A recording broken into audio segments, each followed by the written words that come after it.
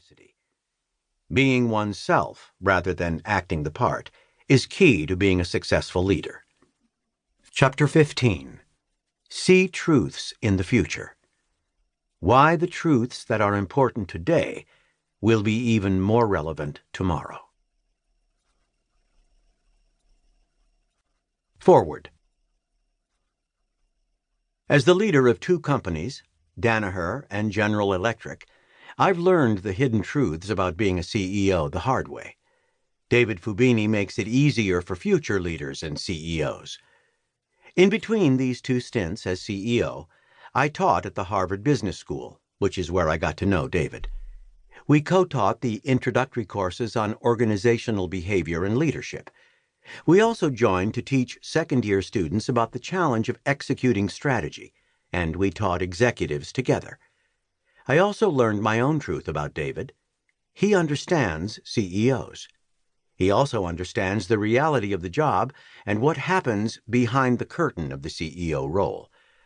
I'll admit I have a certain wariness when it comes to management consultants.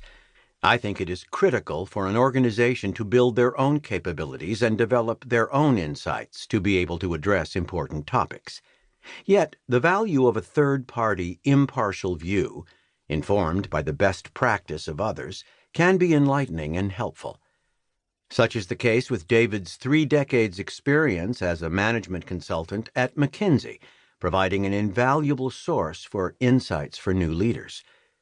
David has torn the veneer off the role of CEO to let others see the reality of the difficult trade-offs, the challenges of day-to-day management, and the highs and lows of the job in a manner that is illuminating and beneficial to other CEOs and leaders. In this way, it is not a traditional management consultant's perspective. This is a more personal counselor's view of the challenges of being a chosen CEO or leader. David's belief that few people really grasp what this top leadership job entails is right on the mark. His conviction that knowing the 14 hidden truths can be a huge help to leaders is equally valid. I know this because I've walked it, and I wish I had these 14 truths in hand from the start. At Danaher, a global science and technology company, I established a decentralized leadership style, focused much of our efforts on hiring and training, and implemented a series of measures that helped Danaher achieve a great deal of success. Although I was prepared for a lot of what leading this company involved, I discovered that the moment I assumed the CEO role, the clock was ticking. Loudly. The board wanted to be sure that they had made the right choice for the job. Wall Street analysts were eagerly watching to see what changes we'd make. Employees, suppliers, and other stakeholders were observing and analyzing my every move. David emphasizes the need to arrive prepared. This was a truth that hit home during those initial weeks and months on the job. His observation about being cautious about becoming isolated from the rest of the organization is important. CEOs are faced with many big decisions with huge ramifications, and there are those who share in the consequences of the results of those actions. That can be isolating and somewhat difficult to get your mind around until it actually happens. I sought to counter this challenge by building a team around me to get diverse viewpoints and a range of perspectives.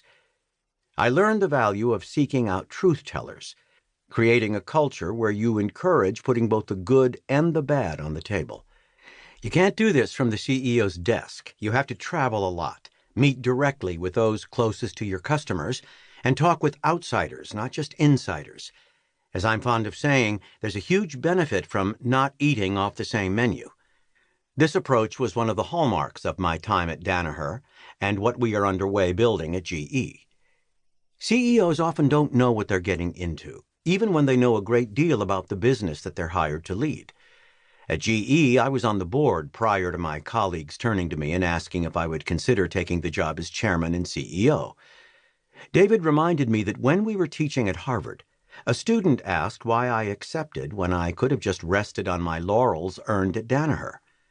I told the student I was too young not to want the challenge of another leadership role, and perhaps more importantly, that I relished both the challenge and the opportunity to save an iconic American company, one that was started by Thomas Edison.